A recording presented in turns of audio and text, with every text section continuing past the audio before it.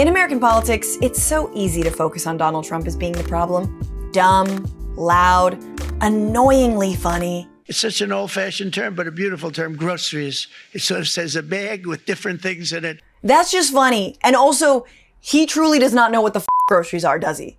So this video is not about Trump. It's about the people who are using him and the MAGA movement and what happens when Trump is no longer around. And I know what you're thinking. That sounds amazing. Should the party be like potluck style, or should we do a taco truck? Do we get a tequila mule, or should we have like a dunk tank full of beer? Is it more like balloon themed or piñatas? Can we sing Yub Nub, or is that cultural appropriation? I get it, there are questions.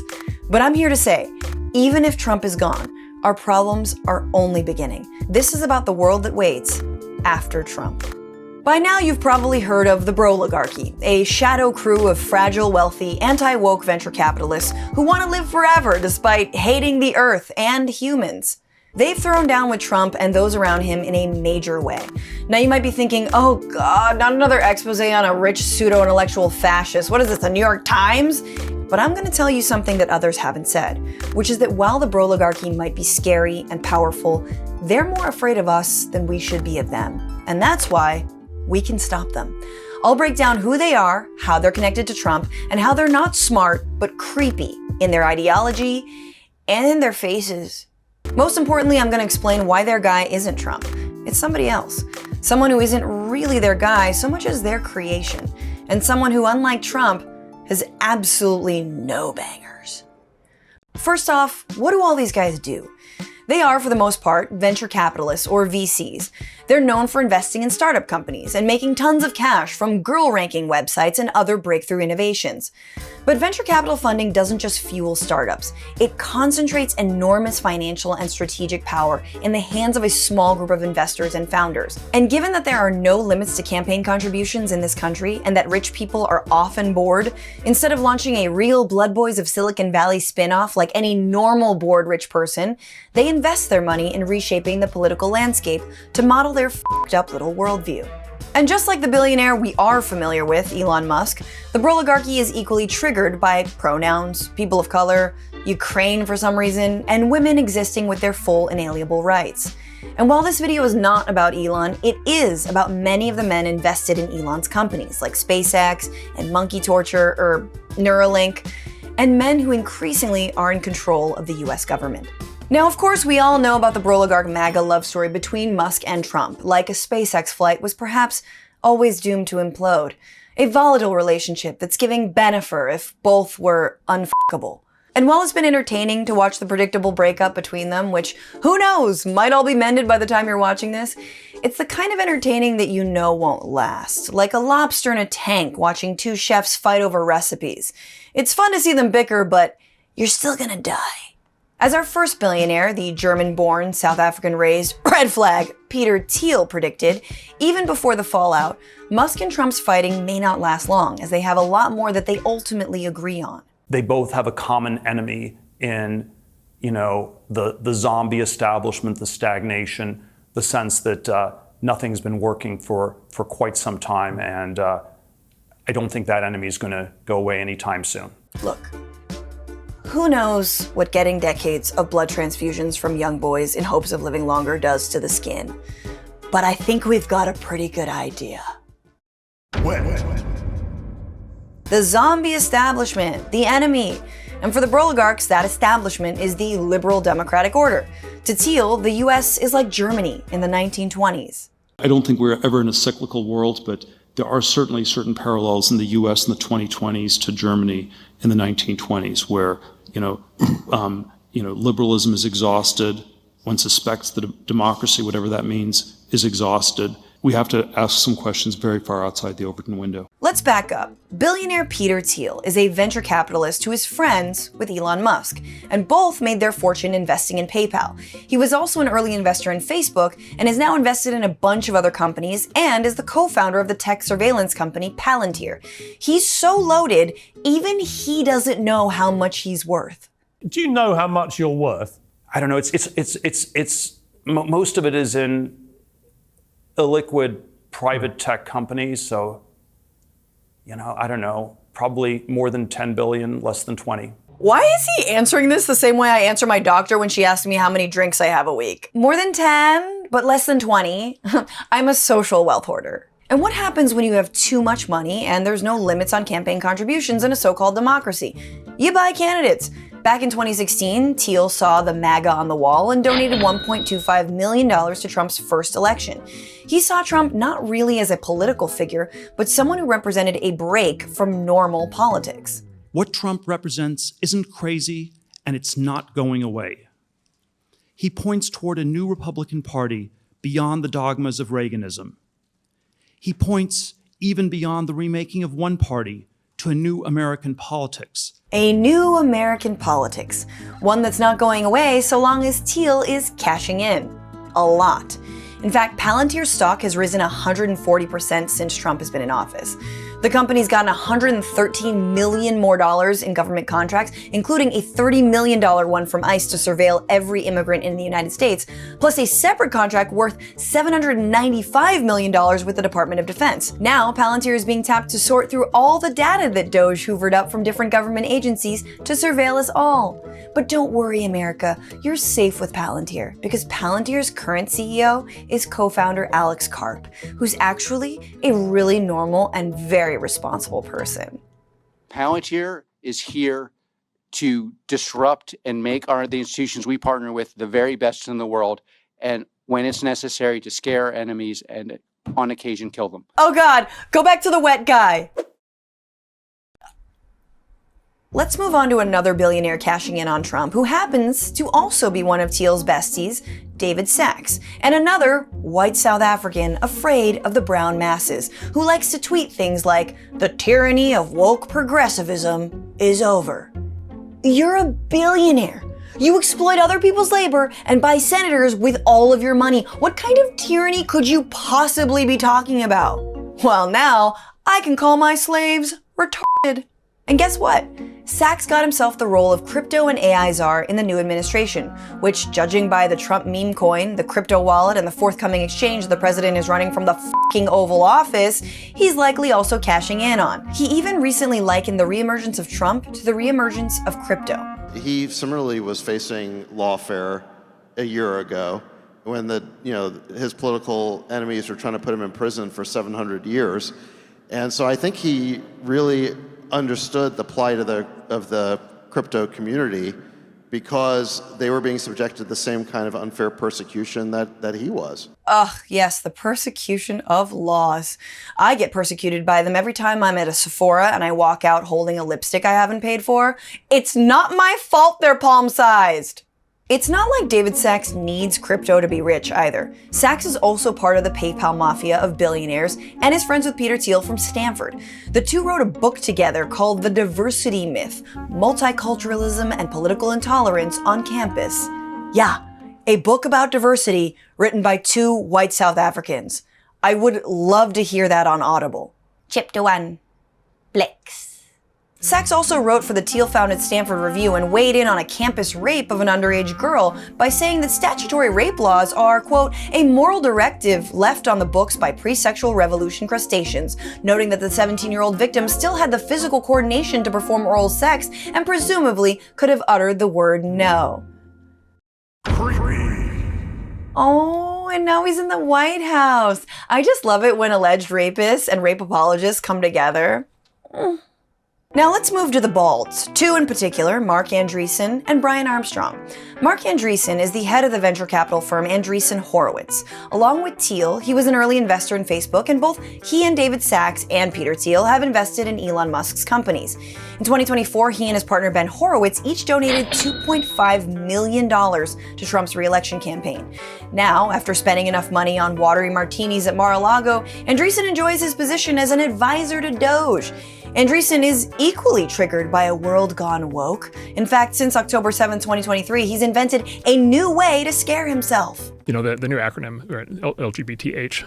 Ooh. Right. But there's a bunch of other stuff in there now. There's Q, there's Two-Spirit. I know, but you gotta get H in there now for Hamas. Right? Oh, boy. Really? Yeah, of course. Hell yeah.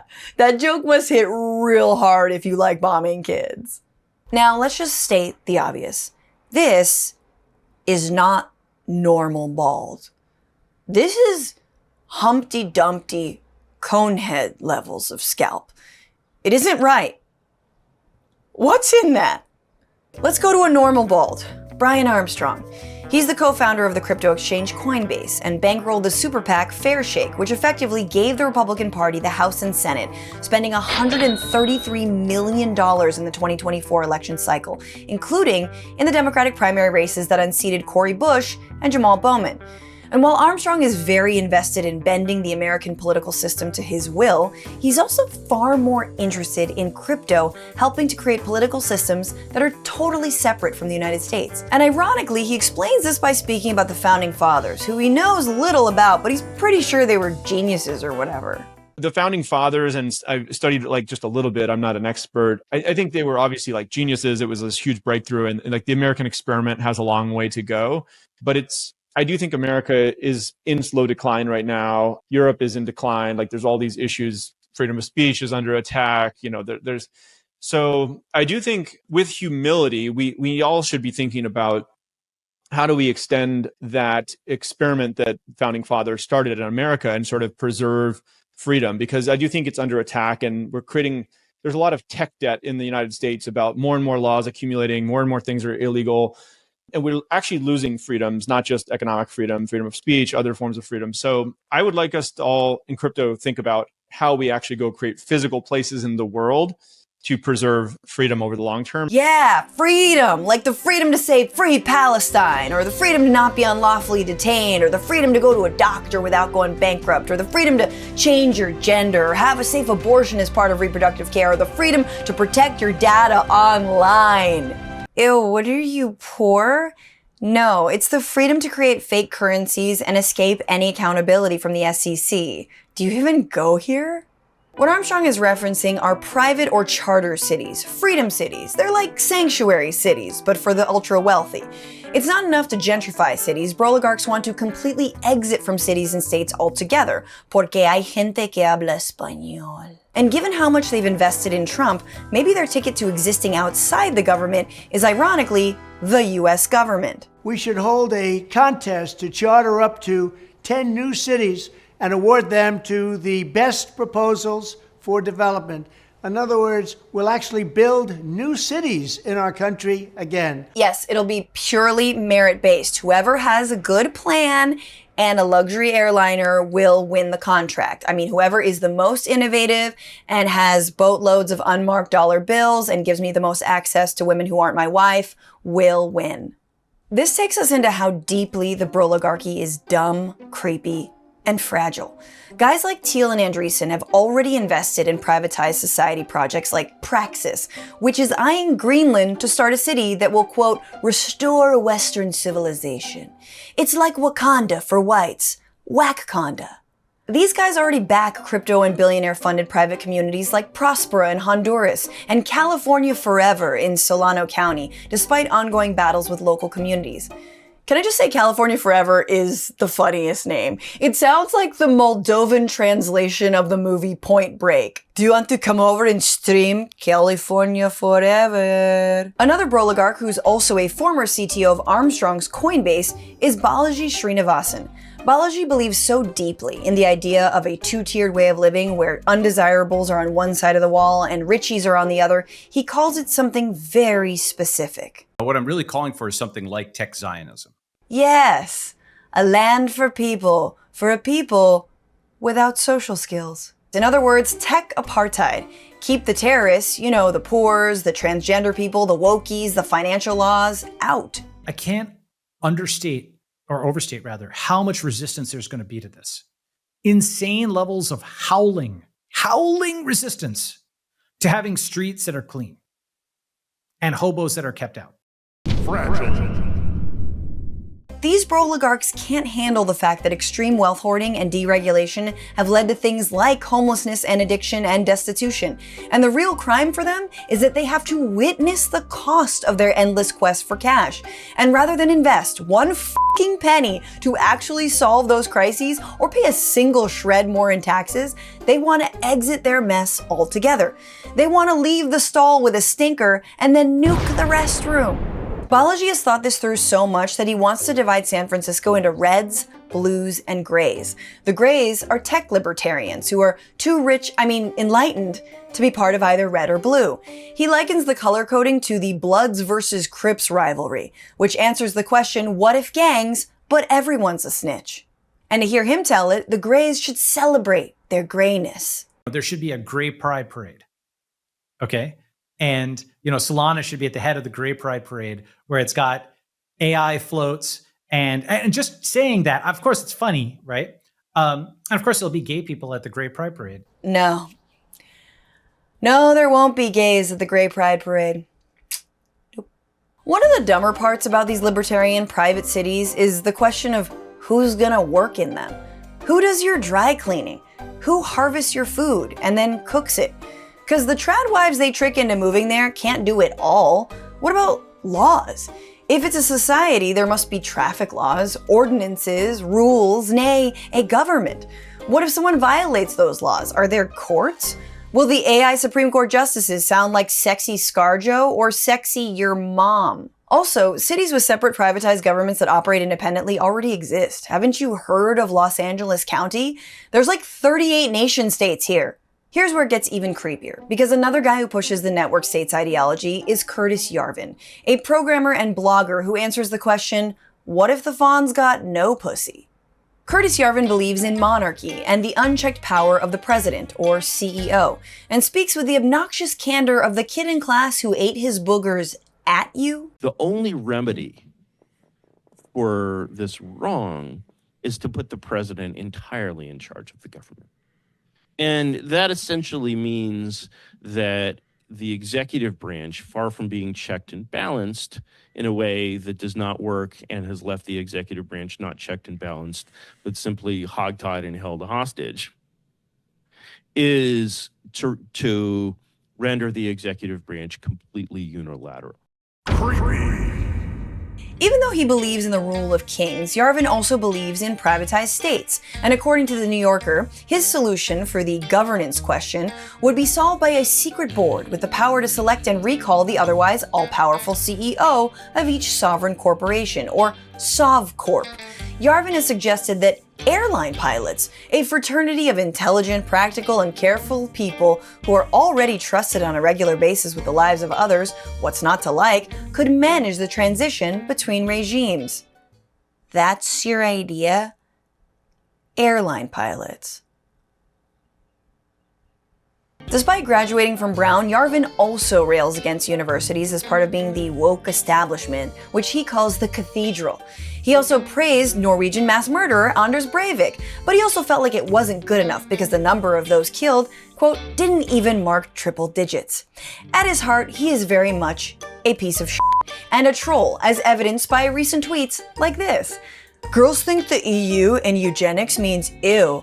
Don't get the ick, girls. It literally means good. So if you're not into eugenics, that means you must be into dysgenics, dissing your own genes.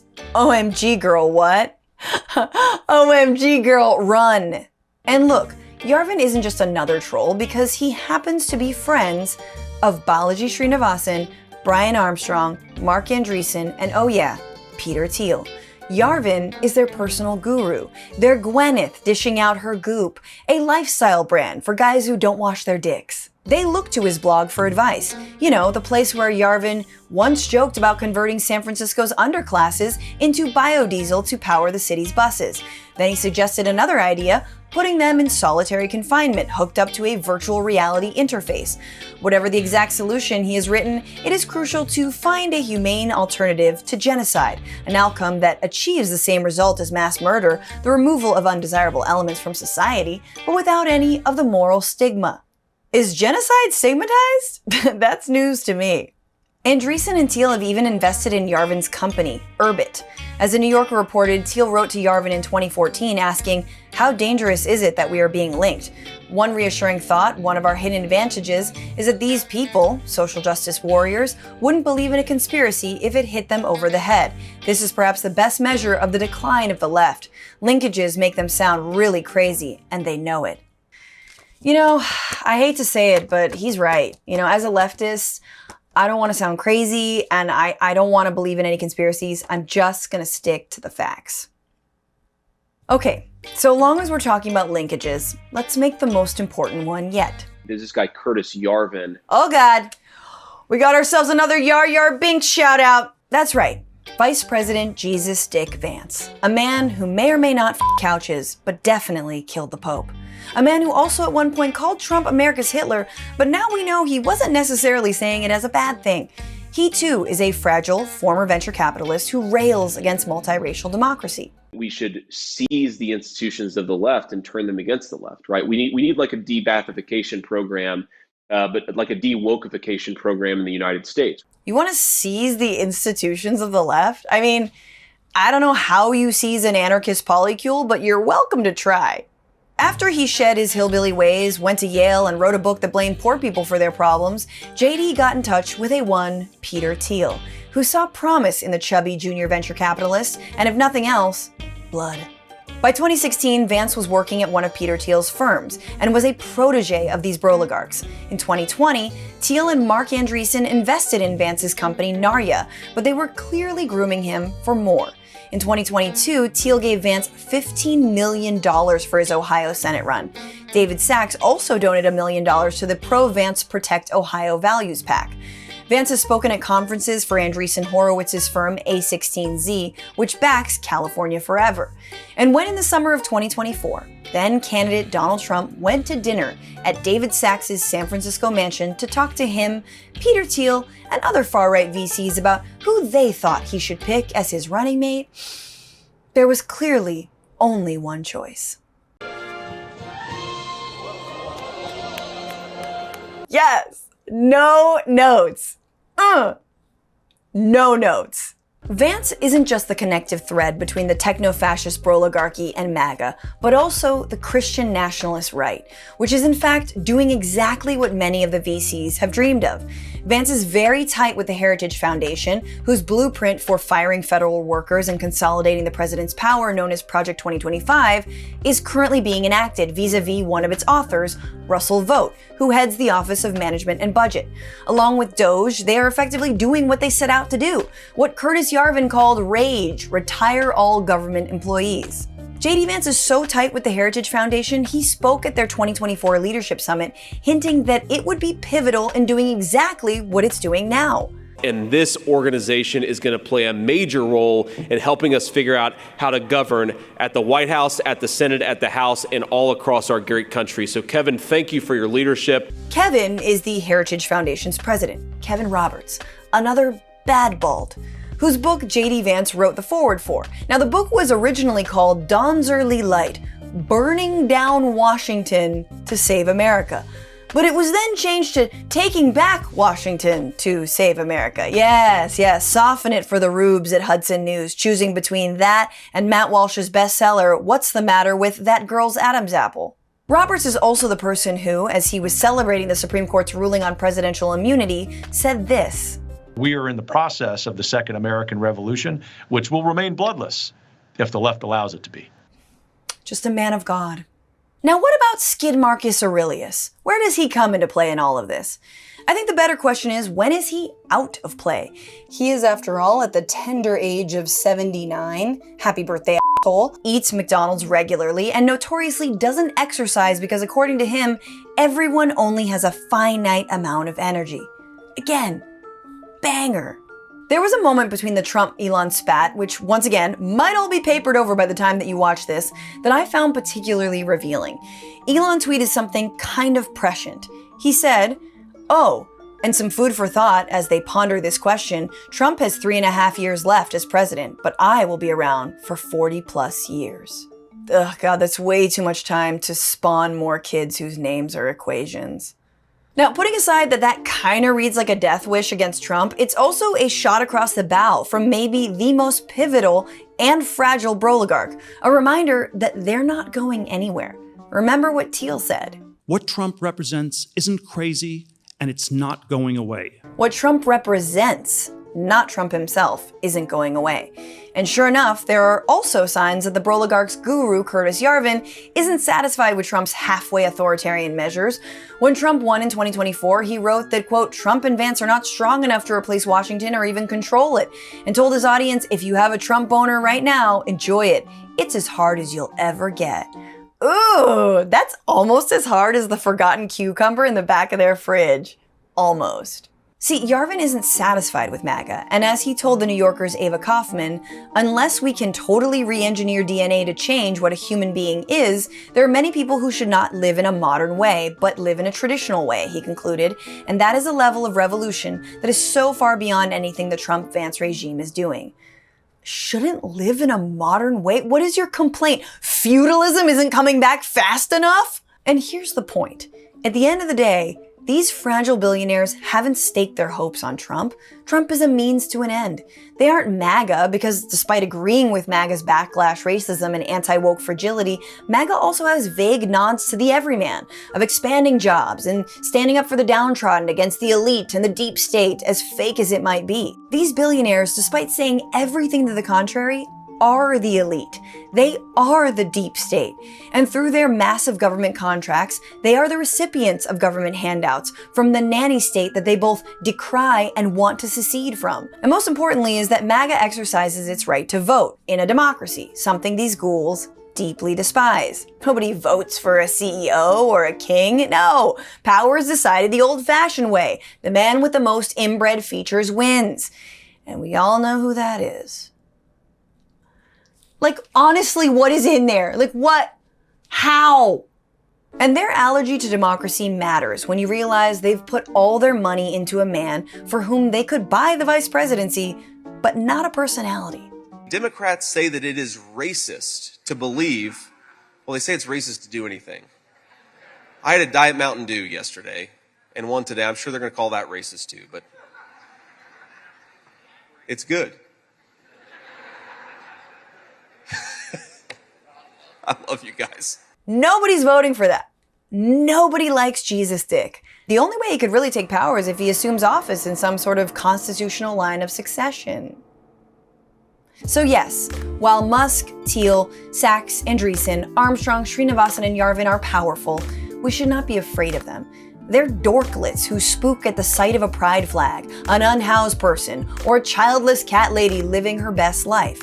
And their dream of safe spaces for the rich only, built by fake money and powered by AI where everyone wears gray shirts, isn't just a future that sounds horrible and would mean untold repression and violence against everyday people. It's fucking dumb. And it's time to fight for a future that isn't so fucking dumb. Thanks so much for watching the Bitchuation Room long form video. Why don't you subscribe? Just like, you know, do it. What do you gotta lose? You know what I'm saying? You're not gonna be put on a list, probably. We're streaming Tuesdays, Wednesdays, and Fridays, 1 p.m. Pacific, 4 p.m. Eastern, with comedians and experts and activists and journalists. You can also listen as a podcast, and you can support the show, patreon.com/Bitchuation Room, if you liked what you saw and you want more. Thank you so much in advance.